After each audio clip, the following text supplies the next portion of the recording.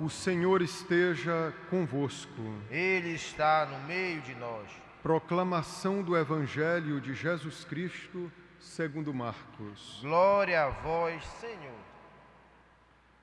Naquele tempo, Jesus viu uma numerosa multidão e teve compaixão, porque eram como ovelhas sem pastor. Começou, pois, a ensinar-lhes muitas coisas. Quando estava ficando tarde, os discípulos chegaram perto de Jesus e disseram: Este lugar é deserto e já é tarde. Despede o povo, para que possa ir aos campos e povoados vizinhos comprar alguma coisa para comer. Mas Jesus respondeu: Dai-lhes vós mesmos de comer. Os discípulos perguntaram: Queres que gastemos 200 denários para comprar pão e dar-lhes de comer? Jesus perguntou: Quantos pães tendes? Ide ver. Eles foram e responderam: 5 pães e 2 peixes. Então Jesus mandou que todos se sentassem na grama verde, formando grupos. E todos se sentaram, formando grupos de 100 e de 50 pessoas. Depois Jesus pegou os 5 pães e os 2 peixes, ergueu os olhos para o céu, pronunciou a bênção, partiu os pães e ia dando aos discípulos para que os distribuíssem. Dividiu entre todos também os 2 peixes. Todos comeram, ficaram satisfeitos e recolheram 12 cestos, cheios de pedaços de pão e também dos peixes. O número dos que comeram os pães era de 5.000 homens. Palavra da salvação. Glória a vós, Senhor.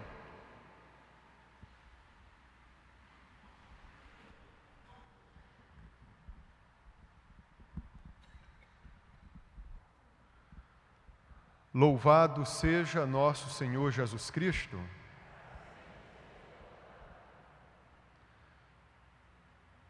Queridos irmãos e irmãs, a igreja que Cristo fundou sobre a fé de Pedro, ela detém a plenitude dos meios de salvação.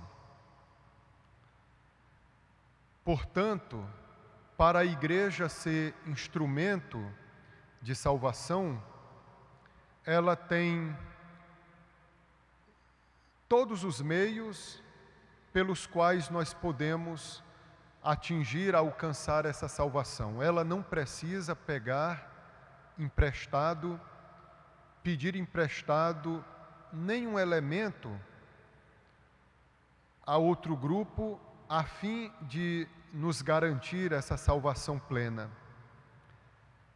Queridos irmãos, São João, em uma de suas cartas, diz que Jesus, nosso Senhor, ele veio a este mundo pela água e pelo sangue.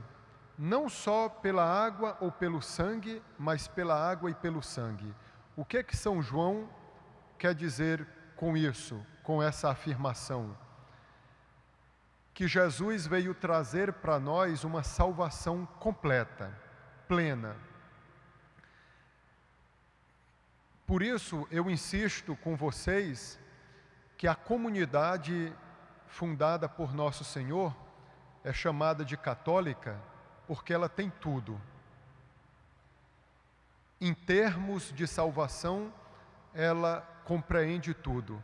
Por que eu estou dizendo isso, queridos irmãos? Por causa do Evangelho que nós escutamos segundo São Marcos. Se eu perguntasse como nós poderíamos intitular, dar nome a essa perícope, a essa passagem evangélica, sem dúvidas, muitos de vocês diriam logo multiplicação dos pães, correto? E por isso, queridos irmãos, toda multiplicação dos pães lembra o sacramento da Eucaristia. O milagre da multiplicação dos pães é uma alusão, um aceno ao sacramento dos sacramentos, o sacramento da Eucaristia. Mas esse texto que nós escutamos agora há pouco é tão completo que ele lembra as duas partes da Santa Missa: a liturgia da palavra e a liturgia eucarística. Vocês notaram bem no Evangelho? Jesus viu uma numerosa multidão e teve compaixão daquele povo porque parecia gente sem pastor. E qual foi a atitude de Jesus? Começou a ensinar aquele povo. Como o povo carece de ensinamento. Eu dizia ontem, aqui na Basílica de Nossa Senhora, na missa das 18 horas, que muitos perecem por falta de ensinamento, de doutrina. E eu lembrava de um dizer de São Francisco de Sales, que a maior maldição do mundo é a ignorância religiosa. Ignorar as coisas de Deus condena, leva ao inferno, dizia esse santo, São Francisco de Sales. E Jesus, queridos irmãos, percebendo a urgência, começou a ensinar aquele povo. Meus irmãos, o Evangelho nos dá a entender que o ensinamento de Jesus foi longo, porque a tarde já terminava, a noite se aproximava, e os discípulos, como aqueles assessores, que querem conter a sanha dos seus líderes, enfim, se aproximaram de Cristo e disseram para ele: já é tarde, Senhor, despede a multidão para que vá procurar alimento nos povoados vizinhos. Mas Jesus disse: não, dai-lhes vós mesmos de comer, porque sair para procurar alimento nos povoados vizinhos poderia tirar aquele povo do foco, da atenção, poderia dispersar aquela gente. Da liturgia da palavra, queridos irmãos, nós passamos para a liturgia eucarística. Não basta somente ensinar, tem que também dar o alimento. Vocês já viram como é belíssimo o presbitério de toda a Igreja Católica? O presbitério é esse espaço onde eu me encontro. E tem duas mesas em todo o presbitério de Igreja Católica. Aquele onde são proclamadas as leituras, onde nós recitamos o Salmo, onde proclamamos o Santo Evangelho. Ali é a mesa da palavra. É onde o sacerdote também deveria estar, proferindo a sua homilia, o seu sermão. Ali, nessa mesa da palavra, também chamado de ambão, ou púlpito, nós recebemos o alimento da palavra, da doutrina, do ensinamento. Mas não pode ficar somente ali. E nós passamos para essa segunda mesa, tão belíssima, que recebe um nome que a distingue: altar. Aquela palavra que foi proclamada naquela mesa, aqui se torna Eucaristia. Nesse tempo do Natal, nós ouvimos muito o versículo 14a do primeiro capítulo do Evangelho de São João. O Verbo se fez carne e habitou entre nós. A palavra de Deus se fez carne, realidade, e habitou entre nós. Ou seja, o Deus que parecia estar no mundo das ideias, o Deus que só nos falava, agora Ele desce também aos nossos altares. Antes, Ele descia, ou melhor, Ele desceu à manjedoura, ao presépio, por meio de Nossa Senhora. Ele nasceu de Maria, mas agora, queridos irmãos, Ele desce aos nossos altares. Seria muito triste se a nossa missa terminasse na mesa da palavra. Queridos irmãos, assim nós não poderíamos chamar a missa de missa. A missa, ela é missa porque compreende a liturgia da palavra e a liturgia eucarística. Aquilo que eu estou agora falando para vocês, somente por meio de palavras, daqui a pouco vocês receberão na hóstia consagrada, no vinho consagrado, a palavra de Deus proclamada nas leituras. Daqui a pouco se fará Eucaristia, alimento para todos nós. Foi muito bonito ouvir na primeira leitura da carta de São João que dizia: foi assim que o amor de Deus se manifestou entre nós. Deus enviou o seu Filho único ao mundo para que tenhamos vida por meio dele. Deus, nosso Senhor, não nos amou somente por palavras. Ele deu uma prova do seu amor, uma prova visível, externa, enviando a esse mundo o seu Filho Jesus Cristo. Embora nós não o vejamos mais fisicamente falando, mas Ele pode estar no nosso meio, não só espiritualmente, mas sobretudo sacramentalmente, o Senhor está no meio de nós.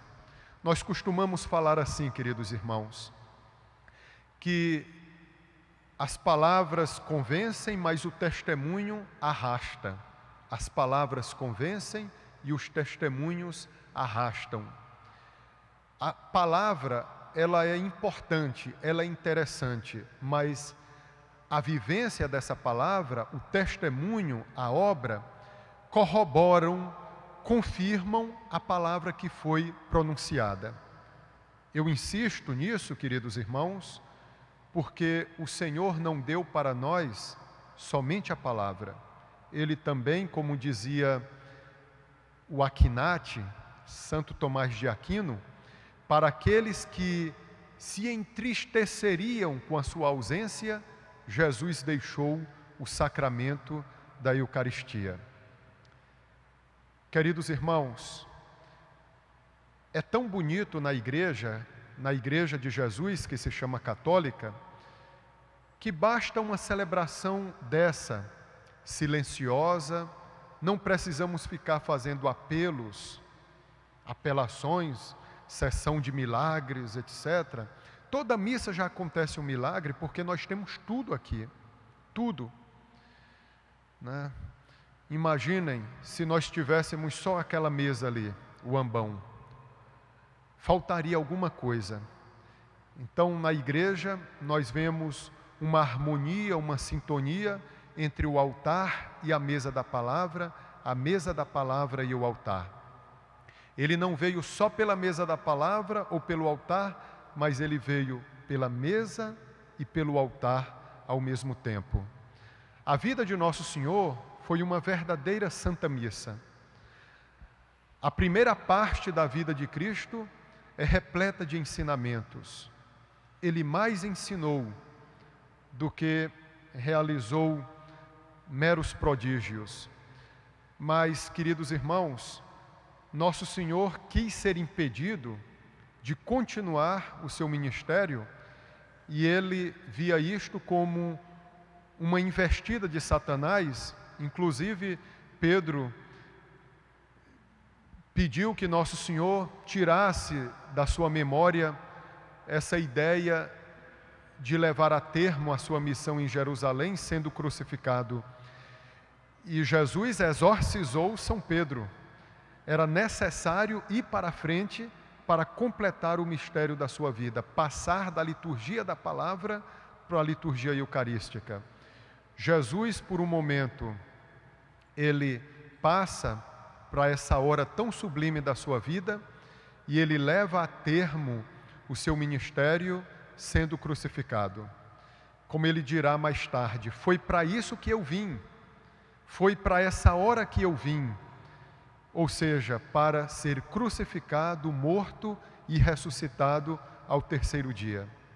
Toda a Santa Missa nós vivemos, revivemos esse mistério de Cristo. No primeiro momento, o ensinamento, depois o seu mistério pascal, paixão, morte e ressurreição. Queridos irmãos, então que a palavra de Deus penetre em nosso coração. Façamos um instante de silêncio.